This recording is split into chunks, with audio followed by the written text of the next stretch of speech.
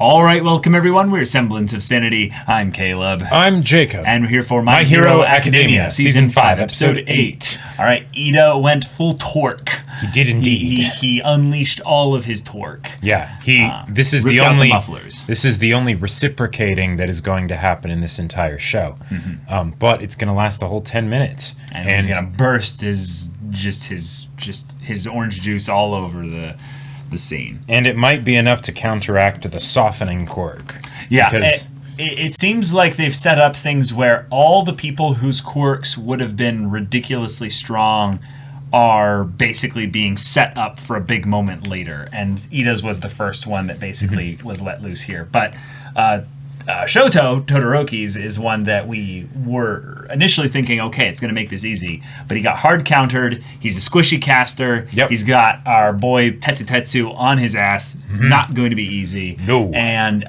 now it's a question of, story-wise, are they going to bring this Endeavor focus that they've been giving little bits of this to kind of twin things with Todoroki to give him a really big moment in this fight?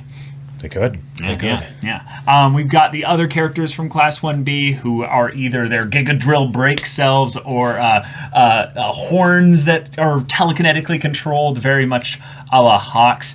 I still put things in Class 1A here because if Iida's willing to do this to win, I mean, I think he's gonna kind of kick butt. I think he and Todoroki are going to clutch this. And we have still gotten basically the reminder that or Todoroki has gotten the reminder that just because you have an awesome quirk doesn't mean you can get lazy with it. Because, yes, exactly. You know, people will definitely be trying to counter you, and they'll figure out some way to put the odds in their favor. Yeah, I want to see Iida move so fast. He barely even has to touch the ground that's already been softened. Oh, yeah. So, can you imagine getting punched by somebody who's moving at the speed of Iida or kicked? You're just done. Yeah. You're done. Unless you're Tetsu, you're done. It's like sandwiched like Stain was. Yeah, no, just so, squished. Y'all, without further ado, let's get into this. All right, everyone, now be sure to go check out the reaction portion of the video in the description below, then come back here for the discussion.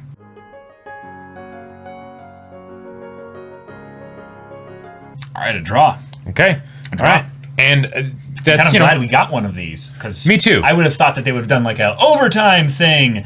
Rolling these specific players that are conscious and outside of their thing. You guys go back and now it's a one-on-one. But no, this is combat. Sometimes fights don't end definitively for one side or the other. And I gotta say, even though there's a part of me that's disappointed with the outcome of how Iida's contributions ended up, the effect that they ended up having. Because he was so good. But I really like that they made him be the MVP on their team. Definitely. Because it makes sense, right? With any kind of like large map, get people into a location, right? The biggest problem is even if you take someone out, time. Yep. If you then go and carry them into jail so that they can't be rescued, you're spending time not helping your friends, exactly. Right? So if you have someone like Iida and he gets his 10-minute recipro thing, then yeah, absolutely. He'd just be like, let me just take someone real quick and run them there and then run back, right? The whole fight, he's running around with quadruple movement speed. Yeah, and you're just like... That's putting it lightly. Yeah. At the very least, because I assume it's probably awkward for him to turn at points. But sure. But anyhow, the fact that he basically took out 2-ish, maybe even kind of 3, if you think about how he affected a third one of them. Right. This was a very, very one-sided match in terms of composition until Iida stepped up. Yes, and it would have been a one-sided match in the other direction if Iida hadn't gone to rescue Todoroki. Yes. If he had just gone off after the other two, boom. Yeah. 3-1. Yeah, I think if he had gone to take one of them and put them in jail, Todoroki would have likely been captured. Yes. But in the long run, it would have been basically the trade lives thing. Which I liked this was that the fight and the whole thing ended up being one that was rather tactical and people made very safe decisions, basically. Yes. And I liked that because it felt like the kinds of things people would do if they had their heads in the game during a battle. Where it's basically I cannot take risks of that nature because lives are at stake.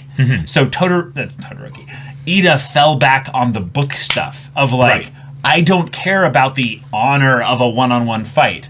I'm sorry, I'm ending this fight. You're easy pickings. Bam, got you. You're in jail. And he's like, what the hell, Iida? You stick in the mud. He's like, I don't care. Like, people say that all the time. I'm going to go, I'm going to go win this and help my friends. Yeah, exactly. So, and I felt really cool to see the supporting characters who weren't basically Tetsu and Todoroki kind of being all MVPs at different times. Right. And the fact that when there were times that kind of like, when narrative decisions were made about how the measuring of people's abilities and quirks ended up kind of how the dice fell in that regard, there were some times where I had to suspend my disbelief for it, but it was done for the sake of having a cool narrative moment, like, for instance, with Tetsu. Yeah. Normally, I would think that because Todoroki doesn't have any kind of reinforcing quirk or whatever, he wouldn't be able to take those hits. Heat or not, right? Like, just the fact that Tetsu is steel and punching him. Yeah. You're done. You can't, you can't fight him hand to hand. Todoroki should have been knocked out way earlier. Right. But also, Tetsu might have been able to get maybe frozen if something was working a little bit differently. Or the way I like to think of it is Todoroki should have been taken out probably much faster by Tetsu. Iida could have just run sideways. So it's exactly. There you go. And it ended up in a tie anyway, so there you go. And I think they explained both by saying that, well, Todoroki has at the very least a lot of experience with fire, and we know that the drawback of his quirk is that he can heat up too much, which means that he feels the heat of his own quirk, so he has innate heat resistance. Exactly. But also, Iida mentioned that he's been having trouble controlling his speed and his movement, or not his speed, controlling his movement when he's moving this quickly. So he probably was having too much momentum in one direction to where he was maybe just glancing a little bit to the side, and he had just enough time to decide, I'm going to launch Todoroki at the last possible second. Now, granted, even with that, I still think that Iida totally would have made it out, but it's one of those things where like if you can think of an example where super speed was actually used in a situation that is satisfying as far as how it affected the plot, let me know, because I have yet to see one really. Super speed is kind of broken in general. It's busted, right? Because when you're thinking about the audience actually seeing something happen, right? If you really have crazy super speed, it's over too quickly. Yeah. Right? And the other thing is that you have to figure out a way to actually give the audience a measure as to how fast the person is without it being kind of boring, if that makes sense. Right. Because if they're at a speed of where they kind of break all kind of realms of physics and stuff. You don't even see them, just a flash of light move, suddenly. and it's not that exciting. Then if you show how dramatic it is with their speed, like they did here, which was so cool. That was awesome. Then we are left guessing as to how fast they are. And we don't know if Iida can actually outrun the falling of the thing there. So it's a creative choice that's tricky to figure out. Yep. But the fact that the fight ended by both sides basically getting screwed over by the ways the others countered each other, and then Pony Girl basically just decided, nope, I'm not going to risk it. I'm just going to go up. Yeah. I felt like all the that. moves that people made, for the most part, I was able to understand the logic behind the moves. And for most fighting anime in general, it's hard to follow the logic of the moves sometimes because the powers are so ridiculous. So being able to follow it really well, like for almost the entire thing here, I think that just gives an A+ in my book compared to all the other fights that we've gotten thus far in this arc, and made it for a satisfying conclusion that, one, Iida wasn't completely screwed over by this, and then two, 1B was able to pull a really quick move of, oh, you don't have any range attack people right now? Well, it sucks for you. We're just going to go up and deny your guys' win and basically say, we're not going to risk our loss or win by bringing this into a melee fight at our cage when we try to put Todoroki in there. Also, as a nice counterbalance to the whole thing of Todoroki going up against Tetsu in hand-to-hand combat, I really appreciated that when Iida came in at, Mach 2 or whatever it was, right, and kicked the mud guy, that was it. Yeah. Right, like he was barely able to okay, I'm gonna soften this thing so that Tetsu can push it. That was after 20 or 30 seconds of him being because just reeling. Because blunt force trauma is effective. It shattered his helmet. Right. he probably didn't even know who he was in that moment. It's just, I'm not sure what happened, but everything hurts, you know. Yeah. As far as also a way in which a quirk that is softening, which is effectively a fun form of earthbending. Right. I am so glad to see someone go underground with it. Oh, That was a moment where I was like, wait, if he's up against Iida here, Iida's impossible to beat above ground. Just go underground. And then he just does it. And it was... Right. It felt like I was watching Avatar: Last Airbender again, and they didn't nerf Toph in a dumb exactly, fight. yeah. I was like, thank you. What? What? Yeah. And then Iida does the smart thing of... Okay, fine. Then the fight's over. That's great. I'm out. I'm going to take care of the rest of your team. Like, Right. And to be fair, that gave then the softening guy an auto sneak attack on someone later in the fight. Right, and that's the only reason he was able to even get a sneak attack, and even then he showed up pretty much at the same time as Iida when Iida got someone, took them to prison, then came back and found his team, right? Yeah, they were already at a number disadvantage by the time he actually was able to engage with his team again. So that's it was basically Iida trying to save the whole fight. And also, this is a side bit thing, but if the pony girl is this strong, that just shows you how powerful Hawks is. Yeah. Because Hawks has hundreds, probably, of these little feathers and such. Yep. And it's just... like... She can control 4 at a time. It's like... That's great. That's fantastic. fantastic. I loved the bit where we saw actual blood as she pierced Ojiro's tail. And she's like, I don't even care. You're like, I'm not trapped in here with you. You're trapped here with me. I'm going to propel us this way at such a speed where he can't unravel himself. Right. I'm almost wondering if she would have had to, and this might have been censored, but if he had to actually pierce it to herself so it went through his tail. Oh. And because she's controlling the horns moving in one direction, it gets thicker as it moves. It wedges his tail to her. So he cannot actually move out. That would be really dark. But that would be almost what you'd have to do. Right. Either way, it's another example of showing the ramifications of the quirks that these students have and when they're actually using them seriously on each other. Right. Because when you think about it, what they're doing here is actually pretty barbaric. Like, it's training them, but... like, the mushrooms in the throat is like the most extreme example, right? Sure. Of like, yes, children in high school, you know? Let's use chemical warfare. Let's use chemical warfare. I'm sure their parents would be very proud that this is, just something that they do as practice, right? I really am surprised by that, and I am wondering if because they got their license... the kids are now semi-autonomous. Yeah, and I think that's kind of what it is. And also, they are signed probably some waivers of like... Sure. So you're going to be using your quirks on each other for combat practice so that you're ready to go out and deal with villains. Left very general and things, and they don't tell parents the details so they don't freak out, but it's the whole thing of, we are preparing these kids to fight people that will be trying to kill them. Right. And some of them will be killed, right? How old are they? Maybe almost 16? It's fine. It's fine. It's fine. We're preparing for a war anyways. This is the reality of the world we live in. Exactly. Yeah. So things like horns drawing blood, that's important. Because while we're never actually going to see, like, Todoroki's flames be used on anyone that's not steel, and in a realistic fashion, right? Because Todoroki's not actually going to open up with fire on people that don't have reinforcement quirks, because then they just die. Yeah, but it is one of those things that we always have to kind of keep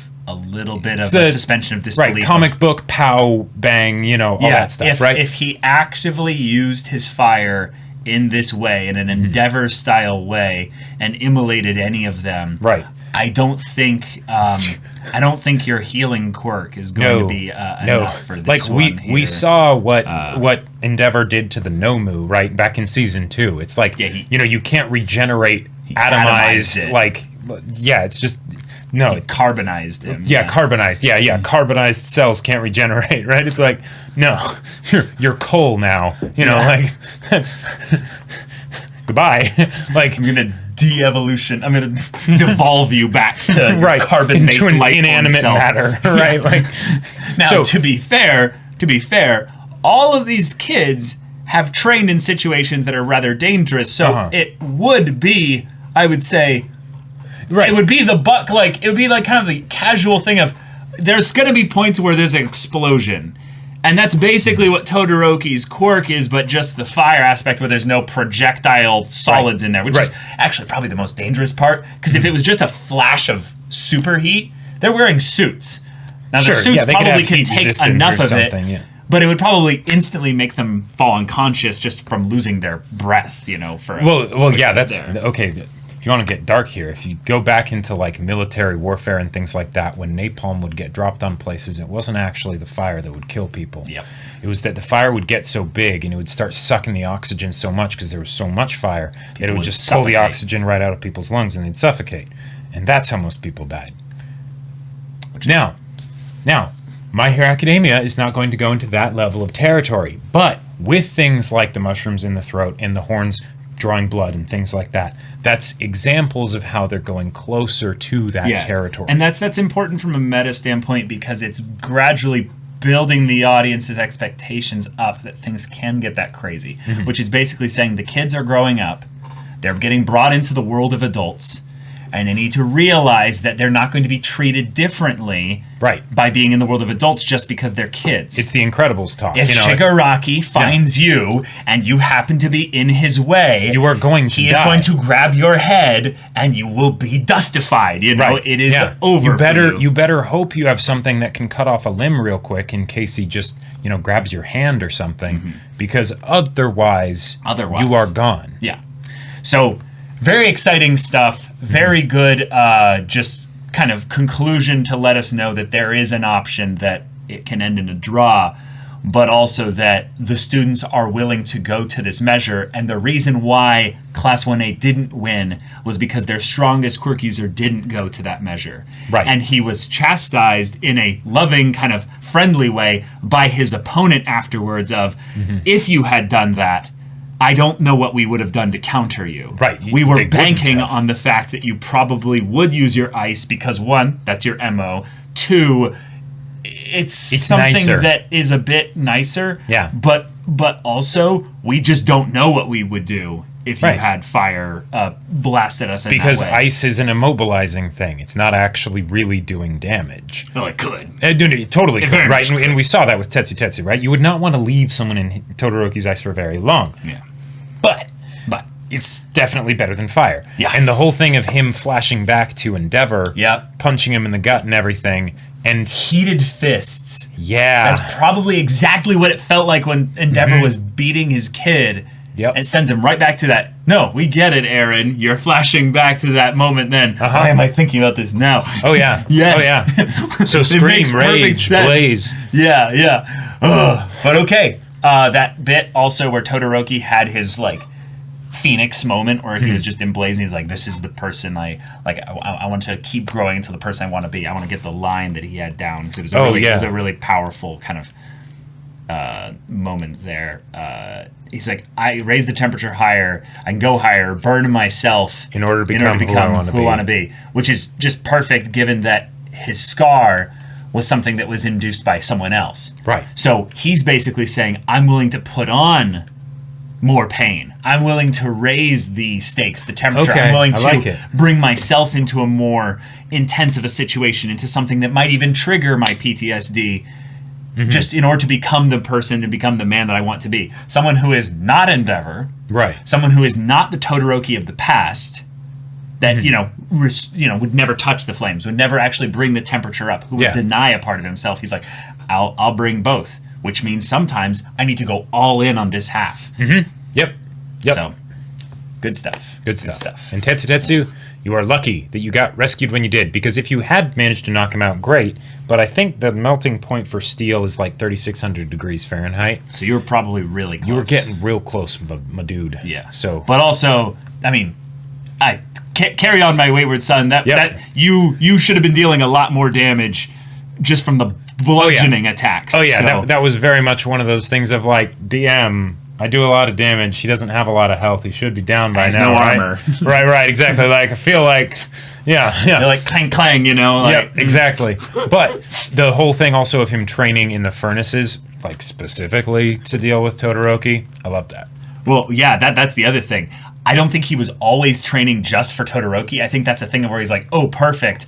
I'll do that training some more in preparation for just the potential thing of it. But Dobby exists. Well, yeah, but I don't think he's thinking about that. It's just that he has a quirk that is immune to the elements. That's his thing. Mm-hmm. So one of the things that he's just like, oh yeah, and I'll raise that, heat resistance. It's like tempering the steel. Yeah, exactly. Yeah. I like it. Making it even stronger. Plus it's just cool. Also, yeah, it's cool. It's just really cool. Going into a pizza oven or something and just being like, all right, let's get to work. Speaking of bringing the heat, Bakugo, are you going to work with your team? 2, do you have actually a really smart plan? 3, are you going to win? Because we've now come to the conclusion that Class 1B is actually quite strong. I think they're going to win. Yeah, these teams were matched up, though, where he gets the other member of Class 1B that was brought in by recommendation, like Momo and Todoroki. That's true. So if this is the Momo equivalent, maybe, so where they had their hard caster with their softening guy, what would be the other powerhouse of Class 1B? Because her design gives no specific hints, I would say, of what quirk she has. I don't know, but thinking about it kind of meta, I feel like they're going to go for an overall tie on both classes now, since they did the one tie. Yeah. And then we'll get Bakugo winning and Deku losing. Because he's up against Monoma and Shinso. Yeah, to Shinso. Yeah. That's kind of ridiculous. Mm-hmm. So what I would love to see, just personally, is I would love to see Jiro just being like, all right, I'm plugged in. Bakugo, half a kilometer that way. And they're like, Bakugo, I think, is... Oh, there's still movement, fire again. Fire again. Yeah, and